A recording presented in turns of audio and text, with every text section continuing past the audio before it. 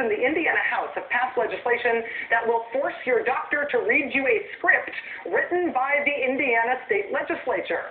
Your doctor will not be allowed to just say what he or she believes is in your medical interest.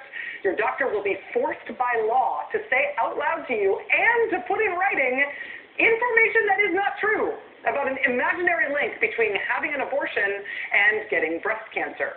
There is no link between having an abortion and getting breast cancer. The anti-abortion movement has pushed that idea that there is for a long time, but it is not medically proven. In fact, it is medically disproven. The American Congress of Obstetricians and Gynecologists says it is not true. The Collaborative Group on Hormonal Factors in Breast Cancer, in looking at 53 studies involving 83,000 women with breast cancer for 16 countries, they said it's not true. The National Cancer Institute says it is not true. The American Cancer Society says it is not true. It is not true. But the Indiana state legislature will force your doctor to read you a script that is not true about cancer. Here's the most beautiful detail in all of this.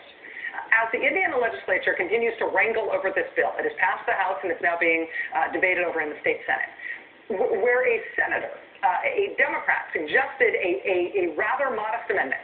The amendment proposed that if the Indiana legislature was in fact going to force doctors to say specific things to their patients, at least what doctors are being forced to say should be, quote, medically and scientifically accurate. That amendment was voted down. The Senate committee voted against making sure the script they are forcing doctors to recite to their patients is medically and scientifically accurate. How's that small government thing going for you? The Indiana Forced Doctors to Read False Medical Information from a Script and Other Abortion Matters bill is one of so many anti-abortion bills being proposed and passed by Republican-led legislatures this year, it is almost impossible to keep up.